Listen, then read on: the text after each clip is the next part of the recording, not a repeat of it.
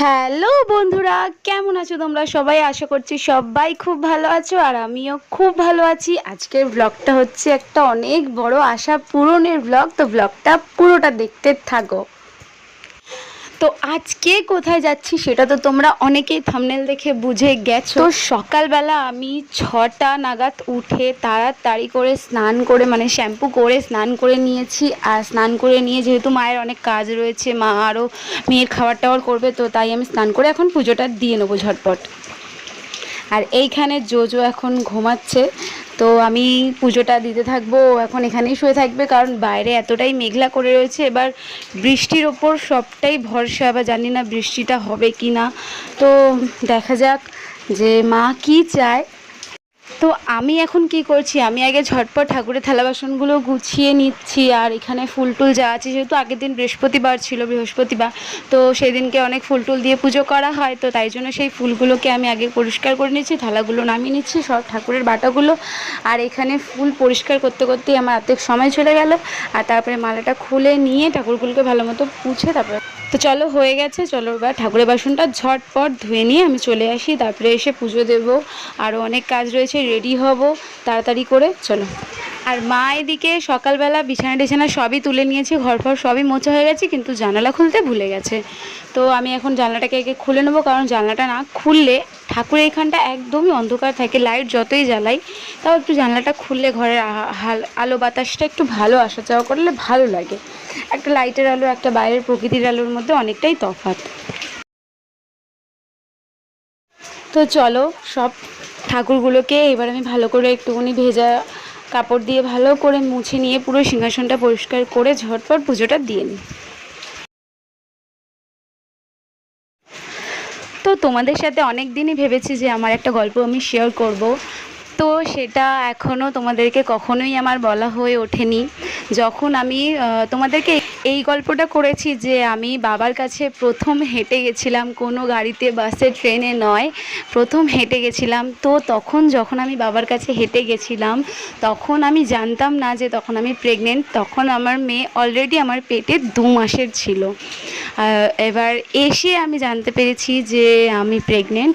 তো সেইটা অনেক একটা বড় একটা ভোলেনাথের আশীর্বাদ ছিল আমার প্রতি, যে সেই সময়টা আমি না জেনে যে আমার কোনো ক্ষতি হয়নি, তো সেটা একটা বড় অনেক আশীর্বাদ আমার ওপর।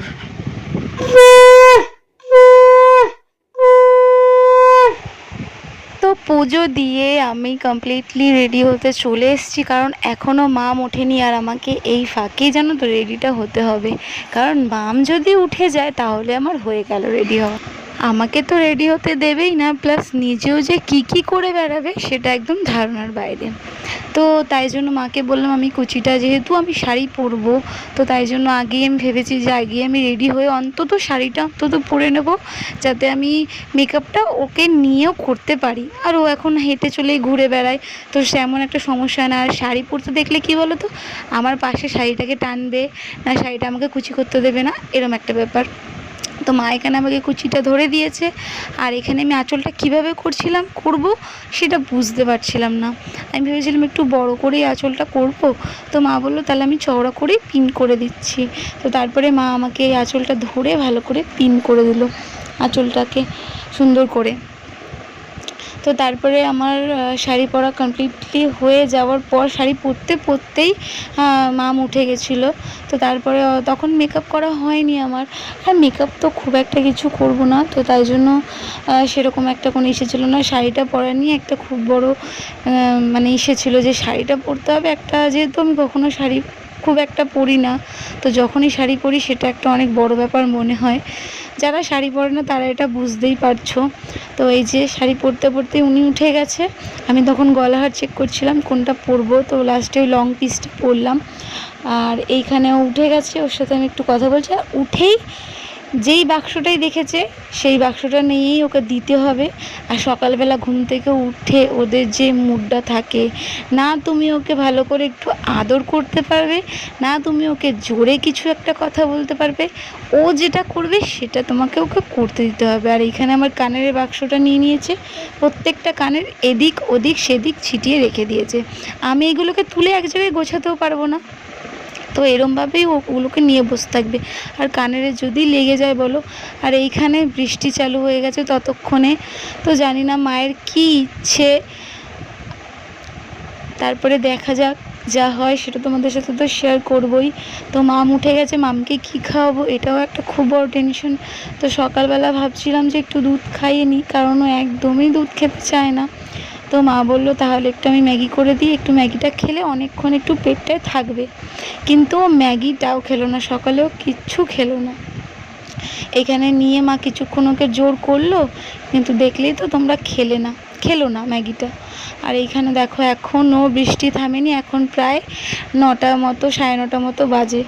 তো লাস্ট বৃষ্টি থামলো 9:30টার দিক করে। তো মা দুবার শাড়ি খুলে দিয়েছিল যে হয়তো যেতে পারবো না ভেবে।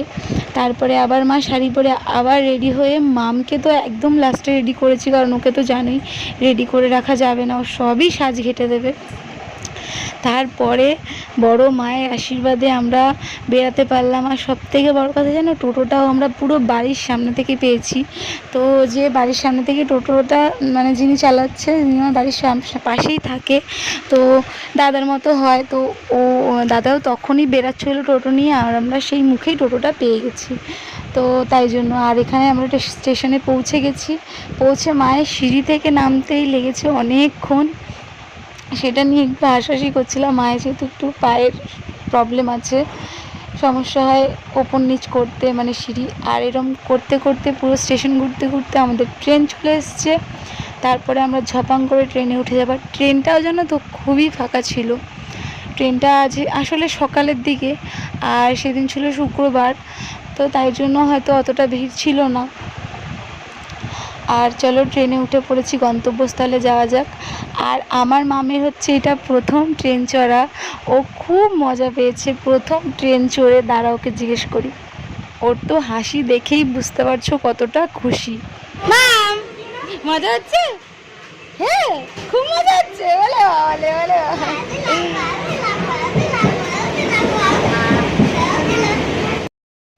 তো আমরা ট্রেন ধরেছিলাম লিলুয়া থেকে ট্রেন ধরে আমরা নেমেছিলাম চুঁচুড়াতে। গিয়ে আমরা এখন চুঁচুড়াতেই নামবো। তো চুঁচুড়াতে নেমে তারপরে কিসে উঠবো সেটাও তোমরা পুরো ব্লগটা দেখতে থাকো। আর এইখানে দেখো মাম সারা রাস্তা ট্রেনে বেশিরভাগটা এরকম দাঁড়িয়ে গেছে। ওর এত ভাল লাগছিলো এই জিনিসগুলো দেখতে। আর যেহেতু প্রথম জিনিসটা সবার একটু আলাদাই অভিজ্ঞতা হয়, তো ওকে আমি দেখে বুঝতে পারছিলাম যে ওর কতটা আনন্দ হচ্ছে ট্রেনে উঠে। আর ওর দিদিরও খুব ভালো লাগছিলো, যেহেতু বোনির সাথে প্রথম ট্রেনে উঠেছে। ওর দিদিও ওর সাথে সারাটা রাস্তা ও সিটে দাঁড়িয়ে গেছে, আর ও এরকম নিচে বোনির সাথে জানলায় দাঁড়িয়ে দাঁড়িয়েই যাবে, ও বসবে না। আর সবথেকে বড় কথা, ওকে ওর মাঝে চুল বেঁধে দিয়েছি, এটা আমি দেখে সবথেকে বেশি খুশি হয়েছি। কারণ জানো তো ও একদম চুল বাঁধতে পছন্দ করে না, একদমই না। আমি যদি বলি যে এখন তো চুলটা ছোট ছোট তাই বেঁধেছে, সেটাই আমার বেশি ভালো লেগেছে। যখন চুলটা বড় ছিল, ওকে যদি আমি বলি আয় ভেবলি একটু চুল বেঁধে দেবো, ওকে আমি ভালোবেসে ভেবলি ডাকি, তো ও আমার কাছে কিছুতেই চুল বাঁধবে না। আর এইখানে ওর সাথে আমি কথা বলছি ওর বার্থডে নিয়ে। তো ও বলছে ওর বার্থডে হলো কালকে, আজকে না, এখন আমরা সবাই মিলে কেক আনতে যাচ্ছি বড় মায়ের কাছে। বড় মা ওকে কেক দেবে বার্থডের জন্য গিফট। তো আমরা চলে এসেছি চুঁচুড়ায় নামবো এখন ট্রেন থেকে। আর মাম এখানে আমাকে এক ঘুষি মারতে গেছে। তা চলো নেমে যাই ট্রেন থেকে। অনেকটা পথ, প্রায় 8টা-9টা স্টেশন আমরা পেরিয়ে এসেছি। আর নেমে গেছি আমরা চুঁচুড়া স্টেশনে। এবার এইখান থেকে নিচে নেমে আমরা একটা টোটো ধরবো। তো চলো টোটোটা ধরি। আর আকাশটা এখানে যখন এসছি, আকাশটা তখন এখানে এখনও অবধি বৃষ্টি ছিল না। আমরা আসার পর দেখলাম আকাশটা পুরো মানে গর্জন করে ডাকছে। আমরা বলছিলাম যে এখানে এসেও আবার বৃষ্টি হবে মাথায়। তো আমরা টোটোতে উঠে গেছি, তোমাদেরকে আকাশটা দেখাবো। আর তোমাদেরকে বলতে ভুলে গেছি, তখন ভিডিওটা করিনি অ্যাকচুয়ালি, কিছুক্ষণ নামার আগেই আমি এই রুমালটা কিনেছি 20 টাকা দিয়ে, সুতির পুরো রুমালটা, দেখতে খুব সুন্দর লাগছে। আর এই দেখো আকাশটা, তোমরা দেখেই বুঝতে পারবে যে কতটা মেঘ করেছে। মানে ওইখানে বৃষ্টিটা আমাদের লীলা হয়ে গেছে, আর এখানে আর এখন করে এইখানটায় বৃষ্টিটা নামবে, পুরো আকাশটা মেঘলা। আর এখানে দেখো মাম ঘুমিয়েও পড়েছে টোটোতে উঠে, ট্রেনে উঠে ঘুমায়নি যেহেতু অনেকটাই সকালবেলা উঠে গেছে। আর তারপরেও ঘুমিয়ে পড়েছে, আর ঘুমাতে ঘুমাতে ওর পিসির হাতে লেগে লেগে আর একটা চুলও খুলে গেছে। তারপরে চুলটা খুলে দিয়েছিলাম যদি ক্লিপটা রাস্তায় পড়ে যায়। আর এইখানে পুরো মেঘলা করে পুরো ঠান্ডা ফুরফুরে আওয়াজ আসছিল, যেহেতু গঙ্গার পাড়ের জায়গাটা। আর এখানে গঙ্গাটা দেখো শুধু, মানে দারুণ লাগছিল দেখতে, দারুণ। এর আগের বারে যখন ভূতনাথ গেলাম তখনও সকালেই গেছিলাম, মানে সকালের দিকটা গঙ্গার সাইডগুলো খুব অপূর্ব লাগে দেখতে, অপূর্ব লাগে, মানে ভারী সুন্দর লাগে দেখতে। আর এখানে দেখো একটা চুল বেঁধে যাচ্ছে লঞ্চে উঠতে আমার ম্যাডাম। আর এখানে অর্ধেক লঞ্চে আমরা যেতে যেতে এত জোরে বৃষ্টি চলে এসছে আর বলো না। আর এখানটা তোমরা দেখেই বুঝতে পারছো পুরোটায় বৃষ্টিতে একদম ইসে হয়ে গেছে। আর বৃষ্টি বাদলে না একটু গঙ্গায় বা বলো লঞ্চে, নৌকোতে, ভটভটিতে এসবে উঠতে একটু ভয়ই লাগে। আর এখানে দৃশ্যটা দেখো শুধু, একদম অপূর্ব দৃশ্য, খুব সুন্দর লাগছিল দেখতে। আমি ভিডিও তো ধরে রেখেছিলাম একটা পজিশনে, আর আমি বেশি মানে নিজের চোখে দেখে আমি ফিল করছিলাম যে এত সুন্দর লাগছে দেখতে। আর বৃষ্টিটা তো পড়ছে, তোমরা বুঝতেই পারছো, পুরো লঞ্চের মানে এদিক ওদিক তো কিছু ছিল না, তাই জন্য অর্ধেক মানুষ ভিজে গেছিলো, এতটা মেঘ করেছে। তো ঝড়ের সবাই ভয় পাচ্ছিলো, যদি এখন খুব জোরে হাওয়া চলে। আর তখন পুরো ভরা জোয়ার চলছিল, পুরো গঙ্গার জলটাকে দেখলেই তোমরা বুঝতে পারবে যে এত মনোরম দৃশ্য, খুব সুন্দর লাগছে এত মেঘের মধ্যে। আর গঙ্গার জলের কালারটাও যেরকম পুরো মেঘের মধ্যে মিশে গেছে, একদম আলাদা অপূর্ব দৃশ্য। তো তারপরে লঞ্চ থেকে নেমে আমরা লঞ্চের ঘাটেই দাঁড়িয়েছিলাম, খুব জোরে বৃষ্টি হচ্ছিল। তো সেটা নিয়ে তো যাওয়াটা সম্ভব না, কারণ লঞ্চ থেকে নেমে সিধাই মায়ের মন্দির, তো রাস্তা দিয়ে তো অতটা বৃষ্টিতে ভেজাটা ঠিক না ছোট বাচ্চা নিয়ে। তো তাই 15-20 মিনিট মতো বৃষ্টিটা হয়েছিল, তারপরে আমরা বেরিয়েছিলাম। আর এইখানে আমরা চলে এসেছি এখন মায়ের পুজোর ডালা কিনতে, 101 টাকা দক্ষিণা ডালার। আর এখানে ডালা কিনে নিয়েছি, আর ডালার মধ্যে সমস্ত মিষ্টি, মায়ের ফুল, মালা, সব ফল দেওয়া রয়েছে, ধূপকাঠি, মোমবাতি আর আলতা সিঁদুর মায়ের সমস্ত কিছু ছিল। নিয়ে নিলাম ডালাটা, চলো পুজো দিতে যাওয়া যাক। আর এখানে মামকে আমি ডাকছিলাম একটু, মাম ঘুম থেকে উঠে গেছিলো। মা যে এইভাবে টানবে সেটা কখনোই ভাবতে পারিনি। আমি খুব একটা কখনোই মায়ের কাছে বলে রেখেছিলাম যে যবে তোমার ইচ্ছা হবে তবে তুমি আমাকে ডেকো তোমার কাছে, তো সেটাই পূরণ হলো। এই দেখো মায়ের মন্দির, এখনও মন্দিরে কাজ হচ্ছে। আর এটা মায়ের মূর্তি। আর কালী পুজোর সময় হয় সব থেকে যে বড় মায়ের যে সব থেকে যে মানে একদম বড় মূর্তিটা, একদম রোডের মাঝখানে প্যান্ডেল করে সব থেকে ওই বড় মূর্তিটা পুজো করা হয়। এইটা হলো আদি মূর্তি। আর ওই মূর্তিটাকে পুরো কালী পুজোর সময় একদম মানে খুব সুন্দর মায়ের অপূর্ব দৃশ্য দিয়ে সাজানো হয়। তারপরে এখানে আমরা এই চন্দনের টিকাগুলো পরছিলাম। আমি লম্বা টিকাটা খুঁজছিলাম কিন্তু লম্বা টিকাটা পাইনি, তো যেটা পেয়েছি সেটাই পরছিলাম। উনি একজন পরিয়ে দিচ্ছিল কাকিমা। আর আমার মেয়েকে দেখো, ও পরবেই না, আসলে মানুষটা অচেনা, তার মধ্যে এটা আমাকে কি পড়াচ্ছে সেটা তো আরও ওর একটু ভয় লাগছে। আর ফুলটা ঠেকাতে সেটাও একদম হাত ফাত সরিয়ে একদম একাকার। তো হয়ে গেছে পুজো দেওয়া, শান্তি মতো পুজো দিয়েছি, খুব সুন্দর একদম ফাঁকায় ফাঁকায় পুজো দিয়েছি। ভিড় শনি মঙ্গলবার করে বেশি হয়, আর আমরা যেহেতু বাচ্চা নিয়ে এসেছি তাই শুক্রবার করে এসেছি। আর পুজো দিতে আসার কারণটা তো তোমরা আগেই বললাম, যে আমার ভাগ্নির অন্নপ্রাশন বলছি, সরি, জন্মদিন, ওর বার্থডে আজকে। আর এই দোকানে গেছিলাম মায়ের একটা ছবি কিনতে, তো মায়ের থানে এসেছি, মায়ের একটা ছবি না নিলে হয়। তো জামাইবাবু আমাদের দুজনকে মানে নিজের ঘরের জন্য আর আমাকে একটা মায়ের ছবি কিনে দিল, বড় মায়ের, অপূর্ব লাগছে ছবিটা, তো কিনে দিল। আর এখানে অনেক সুন্দর সুন্দর গোপালের ছবি ছিল, খুব সুন্দর সুন্দর। একটা ছবি তো ছিল গোপাল শুয়ে মোবাইল ঘাঁটছে, লেপ মুড়ি দিয়ে গোপাল মোবাইল ঘাটছে, ওই ছবিটা একদম অপূর্ব ছিল।